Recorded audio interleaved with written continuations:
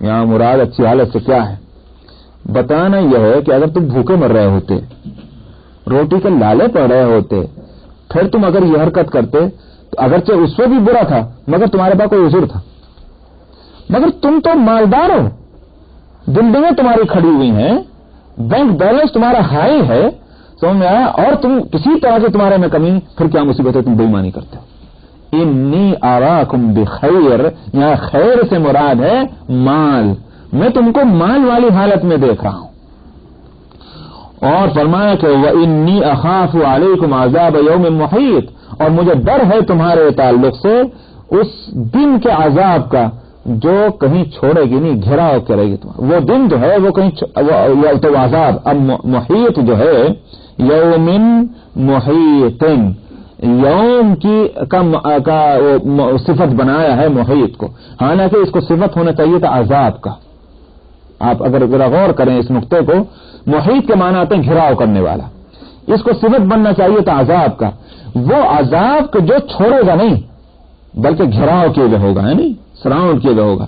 لیکن یہ ہے کمال اللہ سبحانہ و تعالیٰ کے کلام کا، ہر چیز کے اندر ایک نقطہ یوم کی صفت بنایا۔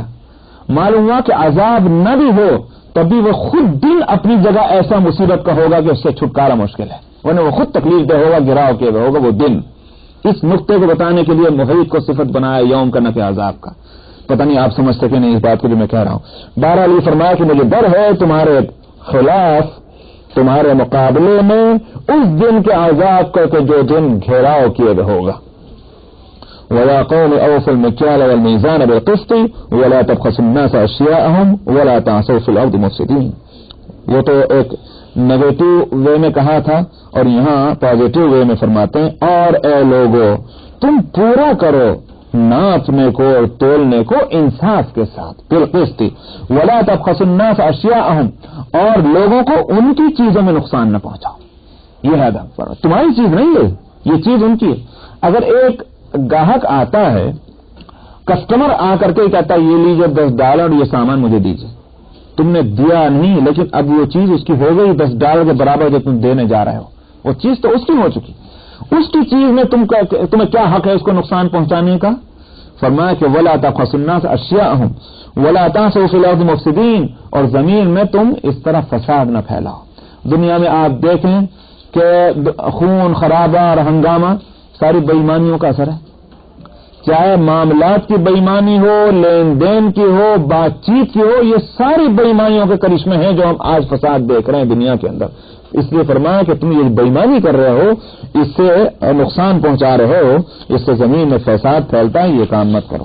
آگے فرمایا بقیت اللہ خیر لکم ان کنتم مؤمنین، اللہ کا جو دیا ہوا تمہارے پاس باقی ہے یہی تمہارے لیے بہتر ہے اگر تم ایمان والے ہو۔ جو عدل اور انصاف کے ساتھ، ایمانداری کے ساتھ جو مل جائے، یہ اللہ کی نعمت، یہ اللہ کی نعمت جو ہے یہ بہت بڑی چیز ہے، اسی کو تم کافی سمجھو۔ کیوں چاہتے ہو کہ 5 پیسے کے بجائے مجھے 10 ہی پیسے ملنے چاہیے؟ 5 پیسے ایمانداری کے ہیں، 10 پیسے بے ایمانی کے، 5 پیسے میں اگر تم نے قناعت کر لی اسی میں تمہارے لیے خیر ہے اگر تم ایمان والے ہو۔ وما انا علیکم بحفیظ، اور باقی میرا کام صرف تمہیں نصیحت کرنے کا ہے، میں کوئی داروغہ نہیں ہوں کہ میں ڈنڈے مار مار کے تم کو راستے پر لگاؤں، میں واضح اور نصیحت ہی کر سکتا ہوں۔ قالوا یا شعیب افلاتک تأمرک ان نترک ما یعبد آباؤنا او ان نفعل فی اموالنا ما نشاء انک لانت الحلیم الرشید۔ آج بھی لوگ اسی انداز میں بات کیا کرتے ہیں جو حضرت شعیب علیہ السلام کی قوم نے کہا تھا۔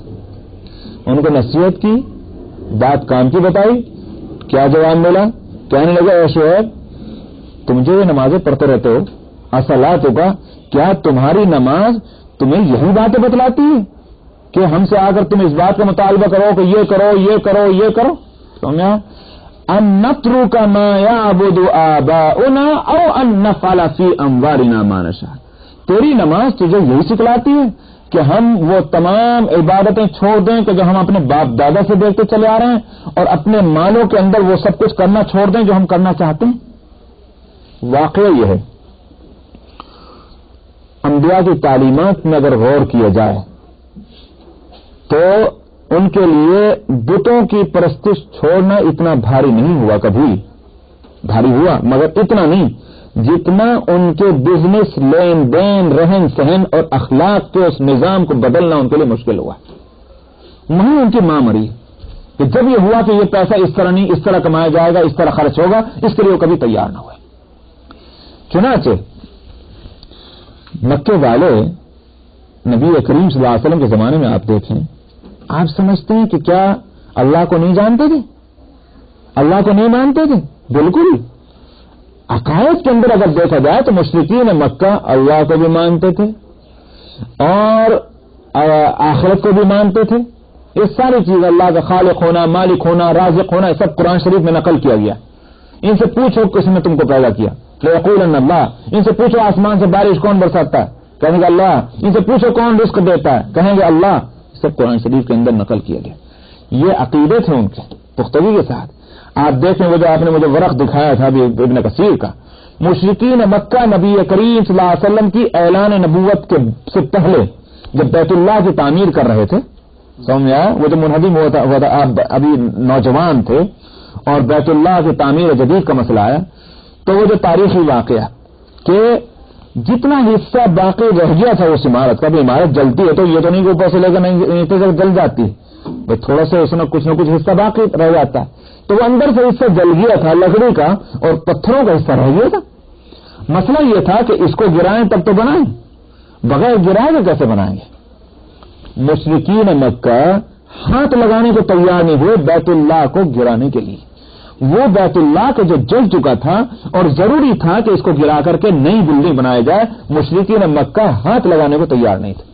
سمجھ میں آیا نہیں کہ نہ صاحب ہم نہیں گرائیں گے، اس لیے پتہ نہیں کیا قیامت آ جائے، یہ تو اللہ کا گھر ہے۔ آپ سمجھ رہے ہیں؟ اس کے بعد کیا ہوا؟ ولید ابن مغیرہ نے، یہ ابن کثیر کا ایک ورق دکھایا تھا، میں اس کا نقل کر رہا ہوں۔ ولید ابن مغیرہ جو سرداران قریش میں ہے، اس نے کہا اچھا میں کرتا ہوں یہ کام۔ حالانکہ بیت اللہ کے حصے اس ڈر کا عالم یہ تھا کہ ایک نہیں گرائے گا، اچھا بھائی تو اتنا سا حصہ لے لے 1 گز کا، اور تو فلانا قبیلہ یہ حصہ لے لے، اور فلانا قبیلہ یہ حصہ لے لے، اور فلانا قبیلہ یہ حصہ لے لے، اس طرح سے چھت فلاں لے لے، اور جو ہے یہ تقسیم کیا گیا پورے مکے کی برادری کے اوپر۔ کیوں؟ مصیبت آئے تو سب تیار۔ اتنا ڈر کا عالم تھا، سمجھ آیا؟ یہ ڈر تھا کہ جو ہاتھ لگائے گا وہ مرے گا، اس لیے کہ بیت اللہ ہے۔ ولید ابن مغیرہ نے تھوڑا سا حصہ گرایا اور اس کے بعد اپنا گھر میں بیٹھ گئے۔ سارے مکے والے رات بھر یہ اس فکر میں جاگتے رہے دیکھو کیا گزرتی اس پر، اور یہ فیصلہ کیا کہ اگر اس کو کوئی نقصان پہنچ گیا آج کی رات تو ہماری بلا سے ہم بالکل ہاتھ نہیں لگائیں گے کہ بیت اللہ کسی حالت میں رہے، اور اگر رات اس پر خیریت سے گزر گئی تو پھر ہم گرانے میں شریک ہو جائیں گے، اس لیے کہ اس سے سمجھ میں آئے گا اللہ کو ہمارا یہ عمل پسند ہے۔ یہ الفاظ اس میں ہیں، سمجھ آیا؟ تو معلوم ہوا کہ بیت اللہ کی عظمت اللہ کی عظمت سے اٹیچ ہو کر ان کے دلوں میں بیٹھی ہوئی تھی۔ اور پھر اور بتاؤں، جب بیت اللہ کی تعمیر جدید شروع ہوئی گرا دینے کے بعد، فیصلہ یہ کیا گیا کہ اس میں صرف حلال پیسہ لگے گا، جس پیسے میں ذرا بھی شبہ ہے اس کے حلال ہونے میں، وہ پیسہ بیت اللہ کی تعمیر میں نہیں لگے گا۔ یہ مشرکین کے فیصلے سنا رہا ہوں میں آپ کو، سمجھا؟ آج ہم لوگوں کی جسارت کا عالم دیکھ لیجئے کہ مسجدوں کے بنانے کے لیے کس طرح دھڑلے سے ہم لوگ پیسہ لیتے ہیں اور دیتے ہیں کہ اللہ کا گھر بنا رہے ہیں، بڑا احسان کر رہے ہیں، سمجھا؟ لوگ کہتے ہیں زکات بھی لگا دو، لوگ کہتے ہیں فلاں بھی لگا دو، فلاں بھی لگا دو۔ مشرکین مکہ بیت اللہ کی تعمیر کے تعلق سے یہ فیصلہ کر رہے ہیں حلال پیسہ لگے گا، شبہ والا پیسہ نہیں لگے گا۔ اس کا نتیجہ کیا ہوا؟ پیسہ اتنا جمع ہو سکا کہ پوری تعمیر پرانے نقشے پر نہ بن سکی، سمجھ میں آیا؟ اسی لیے وہ حتیم کا حصہ جو ہے، وہ حتیم کا حصہ اسی لیے چھوڑا گیا کیونکہ وہ حضرت ابراہیم علیہ السلام نے جس فاؤنڈیشن پر جو ہے بلڈنگ بنائی تھی، اس پورے فاؤنڈیشن کے اوپر بلڈنگ نہیں بن پا رہی تھی، پیسہ تھوڑا تھا، تو حتیم والا حصہ جو ہے باہر نکال لے گا، چھوٹی بنا لو عمارت۔ یہ تھا اہتمام مشرکین مکہ کا۔ اس سے آپ اندازہ کر سکتے ہیں کہ ان کے ہاں کتنی فکر تھی دین، مطلب اللہ سبحانہ و تعالیٰ کے تعلق۔ تو اب ایک ایسی قوم کو کہا جائے اللہ کی عبادت کرو، بھلا آپ سمجھیے کیوں نہیں مانتے ہو؟ مسئلہ اللہ کی عبادت کا نہیں تھا، مسئلہ یہ تھا کہ نبی کریم صلی اللہ علیہ وسلم کی دعوت کو ماننے کے معنی یہ ہیں کہ پھر اس مال کے اندر ہم اپنی مرضی کی نہیں چلا سکتے، پھر ان کے کہے کے مطابق چلے گا، اس طرح مال لاؤ اور اس طرح خرچ کرو، کیونکہ نبی کریم صلی اللہ علیہ وسلم کی تعلیم یہی ہے۔ آپ نے فرمایا کہ قیامت کے دن کسی کو ہٹنے نہیں دیا جائے گا جب تک کہ اس سے ان سوالوں کے جواب نہ لے لیے جائیں۔ فرمایا کہ عن شبابہ فیما افنا، اس کی جوانی کے بارے میں پوچھا جائے گا، تم نے اپنی جوانی کو کہاں گھالا تھا۔ وعن عمرہ فیما افنا، اور اسی طرح فیما ابلا، اور اس کی زندگی کے بارے میں پوچھا جائے گا کہ اس نے زندگی کہاں لگائی، کہاں خرچ کی۔ اور فرمایا اسی طرح سے اس کے مال کے بارے میں پوچھا جائے گا، کہاں سے کمایا اور کہاں اور کس طرح خرچ کیا۔ یہ 3 سوال جو ہیں اس کا جواب جب تک نہیں مل جائیں گے ہر ایک سے، اس کو وہاں عدالت سے ہٹنے نہیں دیا جائے گا۔ مال کا مسئلہ ہے۔ تو مشرکین مکہ جن کی ساریوں کی بیک بون جو تھی وہ بزنس تھی، اور بزنس کیسے چلتی تھی آپ کو بتاؤں میں، بزنس چلتی تھی خالص انٹرسٹ کے سسٹم پر، ان کا سارا بزنس جو تھا وہ انٹرسٹ پر تھا۔ اسی واسطے ابو سفیان کا وہ قافلہ جو ہے کہ جو تجارت کا سامان لے کر آ رہا تھا، اور اس کی وجہ سے بدر کا قصہ پیش آیا، غزوہ بدر، اس میں کیا تھا، اس میں اس وقت کے حساب سے 50,000 اشرفیوں کا مال تھا، اور وہ 50,000 اشرفی کا نہیں بلکہ 50,000 جو ہے وہ جس کو کہتے ہیں کیا کہتے ہیں وہ گراس مطلب جس کو راس المال کہتے ہیں، پرنسپل جو ہے وہ اس میں تھا، اور 50,000 جو ہے وہ مکے کے ایک ایک گھر کا لگا ہوا تھا پیسہ، اس میں کسی بات 10 روپے ہیں 10 روپے لگا دیے، اس طرح سے ایک ایک فرد کا اس میں پیسہ لگا ہوا تھا۔ نبی کریم صلی اللہ علیہ وسلم نے جو اس قافلے کو تاکا تھا ویسے تھوڑی، اس لیے کہ آپ جانتے تھے اگر اس پر ہم نے حملہ کیا تو مکے والوں کی کمر ٹوٹ جائے گی، سمجھ میں آیا، یہ تھی وہ مسئلہ، اس لیے آپ نے ارادہ فرمایا اٹیک کا، مگر اللہ سبحانہ و تعالیٰ کی حکمت کہیں بلند و بالا، اللہ تعالیٰ نے ایسی کمر توڑی کہ واقعتاً پھر کمر جوڑ نہ سکی، جس کو صحابہ اور نبی کریم صلی اللہ علیہ وسلم سمجھے کہ نہیں سمجھے، لیکن صحابہ تو نہیں سمجھے، اللہ عالم، صحابہ تو نہیں سمجھے، صحابہ کی نظر تو صرف اسی مال کے اوپر تھی، اس لیے نہیں کہ ان کو مال چاہیے تھا، بلکہ اس لیے کہ یہ مال جیسے ادھر آئے گا تو جو کیفیت وہاں ہے وہ کیفیت یہاں ہوگی، ان کی کمر ٹوٹ جائے گی، سمجھا، بزنس مین کا مال ڈوبا، بزنس ختم، یہ تھی وہ بات۔ میں اس پر عرض کر رہا ہوں کہ مکے والوں کے لیے بیک بون کا درجہ تھا ان کے بزنس، اور بزنس سارا انٹرسٹ پہ چل رہا تھا۔ تو اب اس صورت میں نبی کریم صلی اللہ علیہ وسلم کی تعلیمات کے معنی کیا تھے، یہ تھے وہ سارا چکر جو ان کو سمجھ میں نہیں آتا تھا۔ تو یہاں جب شعیب علیہ الصلوۃ والسلام نے اس بات پر زور دیا کہ ناپ تول میں کمی مت کرو، تو اب وہ بکھر گئے اور کہنے لگے ارے صاحب آپ کی نماز جو ہے بس یہی سکھاتی ہے تمہیں کہ آپ اگر ہم کو یوں کہیں کہ یہ نہ کرو اور یہ نہ کرو اور اس طرح پیسہ مت کماؤ، اس طرح اس کو کہہ رہے ہیں اصلاتک تأمرک، کیا تمہاری نماز تم کو یہی ہدایت کرتی ہے کہ ہم چھوڑ دیں جن کو ہمارے ماں باپ دادا عبادت کرتے آئے ہیں، یا ہم نہ کریں اپنے مالوں میں جو ہم چاہتے ہیں۔ انک لانت الحلیم الرشید، اس آیت کا ترجمہ ٹھیک اردو میں کروں، ایک نیک بھلے آدمی آتی ہے، یہ انک لانت الحلیم، ایک بھلے آدمی بس آتی ہے، یہ آپ ہی کو بس ایسی بات سمجھ میں آتی، یہ تھا۔ اس کا مطلب یہ ہے کہ مذاق اڑانا۔ آج میں نے کہا جیسے آج بھی یہ کہتے ہیں کہ جہاں کسی کو کہیے کہ صاحب دیکھو بھائی یہ رسم مت کرو، دیکھو بھائی شادی اس طرح کرو، دیکھو بھائی موت کا مسئلے کو اس طرح کرو، عجیب دین یہی رہ گیا، آپ کا دین بس یہی سکھاتا ہے، یہ تو کیا ملتا ہے اور کیا ملتا ہے، سمجھ میں آیا؟ تو کوئی جہاں نصیحت کیجیے سارا دین جو ہے اس کے ریفرنس میں آ جاتا ہے۔ ٹھیک اسی طرح سے حضرت شعیب علیہ الصلوۃ والسلام کو ان کی قوم ان کی نمازوں کا طعنہ دے رہی ہے۔ اس سے سمجھ میں آتا ہے کہ شعیب علیہ السلام نبی تھے اور ان کا بکثرت وقت جو ہے نمازوں میں گزرتا تھا، اس لیے نماز کو ریفرنس میں دے رہے ہیں۔ اجی تمہاری نماز یہی سکھاتی کیا؟ قال یا قوم ارأیتم ان کنت علی بینۃ من ربی ورزقنی منہ رزقا حسنا۔ مگر سبحان اللہ، انبیاء کا سینہ بھی کتنا وسیع ہوتا ہے۔ بتائیے کسی کو طعنہ دیجئے اور کسی کو پر اس طرح سے اس کو فکر چست کیجئے تو آدمی تو ہے، انسانی تو ہے، کہاں تک برداشت کرے گا؟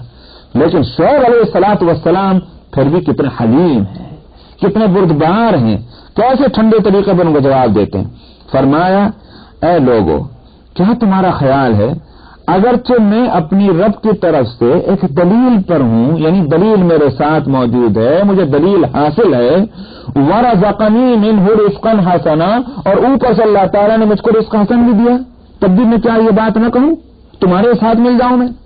یہ دو باتیں کہیں، ایک تو بینہ اور ایک رزق حسن۔ اس کے دو مطلب ہیں جو مفسرین نے لیے ہیں۔ بینہ سے مراد ہے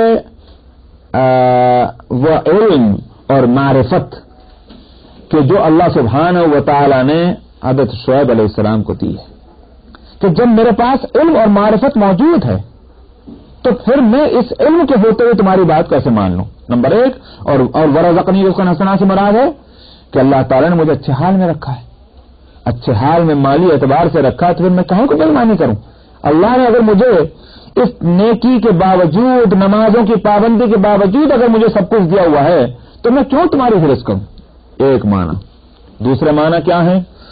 دوسرے معنی ہے بینہ سے مراد جو ہے وہ صلاحیت جو اللہ تعالیٰ نے حق کو پہچاننے کی ہر انسان کے اندر رکھی ہے، اور وہ صلاحیت ایسی ہے کہ یہ سورج نکل رہا ہے، یہ رات آ رہی ہے، یہ ہوائیں چل رہی ہیں، ان میں غور و فکر کر کے انسان حقیقت کو پالے۔ اسی کو فرمایا قرآن حکیم میں، ان فی خلق السماوات والارض واختلاف اللیل والنہار لآیات لأولی الالباب، آسمانوں کے اور زمین کے پیدا کیے جانے میں اور دن اور رات کے الٹ پھیر میں دلیل ہے، نشانی ہے عقل مندوں کے واسطے۔ تو اس کے بعد کس بات کے لیے دلیل ہے اس کو آگے بیان کیا گیا۔ تو معلوم ہوا کہ یہ دلیل تو اللہ نے رکھی ہے، مگر اس دلیل سے فائدہ اٹھانے کی صلاحیت ہر انسان میں رکھی ہے۔ جو انسان اس سے فائدہ اٹھاتا ہے، اس کا معنی یہ ہے کہ اس کی وہ صلاحیت بروئے کار ہے، اور جو نہیں فائدہ اٹھاتا اس کی مثال ایسی ہے کہ جیسے ایک پودا جو ہے زمین سے اٹھے اور اس کے بعد آپ پیالہ ڈھک دیں، یا ایک شمع جل رہی ہے، کینڈل جل رہا ہے، اس کے اوپر کوئی برتن ڈھک دیں، کیا ہوگا؟ آپ نے اس کی روشنی ختم کر دی۔ تو ٹھیک اسی طرح سے اللہ سبحانہ و تعالیٰ نے ہر انسان کو جو صلاحیت دی حق کو پالینے کی، وہ صلاحیت موجود ہے، مگر حالات کی گرد و غبار اس پر جب پڑ جاتی ہے وہ صلاحیت کام نہیں کر پاتی۔ تو حضرت شعیب علیہ السلام کہتے ہیں کہ وہ صلاحیت میرے اندر موجود ہے، اور اوپر سے ورزقنی من رزقا حسنا، یا رزق حسن سے مراد ہے علم نبوت۔ اللہ تعالیٰ نے اوپر سے مجھے نبوت عطا فرما کر وہ علوم عطا فرمائے ہیں۔ یہ جب دو چیزیں موجود ہیں، اب اس کے بعد میں تمہاری بات سنوں کہ اللہ کی بات سنوں، یہ ہے مراد۔ فرمایا کہ کیا ہے تمہارا خیال اگر میں اپنے رب کی طرف سے ایک دلیل پر ہوں اور اس نے مجھ کو اپنے پاس سے رزق حسن بھی عطا فرمایا۔ اس سے یہ بات سمجھ میں آئی، علم نبوت رزق حسن ہے، بہترین رزق، بہترین غذا جو ہے وہ علم نبوت ہے۔ واقعی میں نے بعض بزرگوں کو اس طرح دیکھا ہے کہ ان کو کھانے میں دیر ہو جائے، ایک وقت نہیں کھائیں برداشت کر لیں گے، لیکن بغیر مطالعہ کتاب کے ان سے 1 گھنٹہ بھی برداشت نہیں ہوتا۔ کیا تھا؟ وہی ہے علم۔ علم ان کی غذا ہے اور رزق حسن ہے۔ وَمَا وَرَزَقَنِي مِنْهُ رِزْقًا حَسَنًا، اور اس نے مجھ کو رزق حسن عطا فرمایا، یعنی علم نبوت عطا فرمایا۔ وَمَا أُرِيدُ أَنْ أُخَالِفَكُمْ إِلَى مَا أَنْهَاكُمْ عَنْهُ، اور یہ ہیپوکریسی تو مجھ سے ہو نہیں سکتی کہ میں جس چیز سے تم کو روکتا ہوں وہی کام میں کرنے لگ جاؤں، تو میں اپنی نصیحت کے خلاف میں خود کروں، یہ نہیں ہوگا۔ میں اس برائی میں اپنے آپ کو نہیں مبتلا کر سکتا جس میں تم ہو، جس سے میں تم کو روکنا چاہتا ہوں۔ ان اريد الا الاصلاح ما استطعت، میں تو بس یہ تمہاری اصلاح کی حتی الامکان کوشش کرتا ہی رہوں گا، میرا منشا تمہاری اصلاح ہے، میری اپنی طاقت بھر۔ وما توفیقی الا باللہ، اور باقی یہ نہ سمجھا جائے یہ ہے نبی کی شان۔ جانتے ہیں کہ میں اسی کام کے لیے بھیجا گیا ہوں۔ کس کام کے لیے؟ لوگوں کی اصلاح کے لیے، مگر یہ کہنا میں یہ کام کرتا ہی رہوں گا بڑا بور ہو جائے گا، تو فوراً اللہ کی طرف لو لگائی، وما توفیقی الا باللہ، یہ کام میں کرتا رہوں گا اپنی طاقت پر، مگر اس کے لیے توفیق اللہ ہی دے سکتے ہیں۔ کس کی بات ہے کہ وہ اس کی توفیق کے بغیر یہ کام کر لیں؟ انبیاء کی شان یہ ہے کہ اللہ سبحانہ و تعالیٰ کی قدرت سے ایک لمحے کے لیے بھی جو ہے نظر نہیں ہٹتی، تو میں کہ وما توفیقی الا باللہ، مجھے توفیق ملنا صرف اللہ کی طرف سے، علیہ توکلت، میں اسی پر بھروسہ کرتا ہوں اور میں اسی کی طرف لو لگاتا ہوں۔ بس یہاں تک رکھیے، اس لیے 1 بج کے ہم کو جانا بھی ہے۔ آخر محمد شفیع نے یہ جو ہے نا یہ میدان کا ناپ انہوں نے اس کو اور بھی ایکسٹینڈ کیا ہے کہ ہم کسی طرح سے کانٹریکٹ لیتے ہیں کہ ہم 8 گھنٹے کام کریں گے، اس حساب سے پیسہ لیں گے، بالکل صحیح معاملہ، اگر ٹائم کی کمی بیشی کریں اور بےایمانی کریں تو اس کو سارا کور ہوتا ہے۔ مناسب ہے، بالکل صحیح بات۔ یہ مطلب یہ ہے کہ معاملات ضروری نہیں ہے کہ ناپے جانے والے اور تولے جانے والے، اور ناپ اور تول جو ہے وہ اسی جو ریگولر اسکیل اور ترازو سے ہو، بلکہ یہ کہ اگر ہمیں مثلا اس ملک کے اندر پر آور کے حساب سے ان کو سیلری ملی، یہ بھی تو ناپ ہوگی بھائی۔ آور کس کو کہتے ہیں؟ 60 منٹ کو، 1 منٹ 60 سیکنڈ کا ہے، تو ظاہر بات ہے کہ اس کے اندر ہم اپنی غفلت سے ٹائم اگر ضائع کر رہے ہیں اور وہ کام نہیں کر رہے ہیں، یہ بھی دراصل نقصان ہے کیل اور وزن کے اندر۔ تو جتنے گھنٹوں کا معاملہ ہے اتنے گھنٹے ایمانداری کے ساتھ۔ مولانا محمد قاسم صاحب نانوتوی رحمۃ اللہ علیہ کے حالات میں، جو دیوبند کے فاؤنڈر تھے، اور یہ مدرسے جو بنے ہیں اور یہ 100 سال ان کی عمریں ہوئی، ویسے تھوڑی، اخلاص اس کے پیچھے تھا۔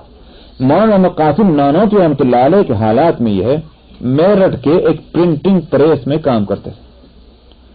ممتاز صاحب اس کے مالک تھے پرنٹنگ پریس کے، اور ان حضرت سے بیعت بھی تھے۔ کن سے؟ مولانا قاسم صاحب سے بیعت بھی تھے۔ میرے خیال سے 1-2 ہی ان کے مرید ہوئے ہیں، ورنہ بیعت نہیں کرتے۔ اس میں ممتاز صاحب بھی تھے۔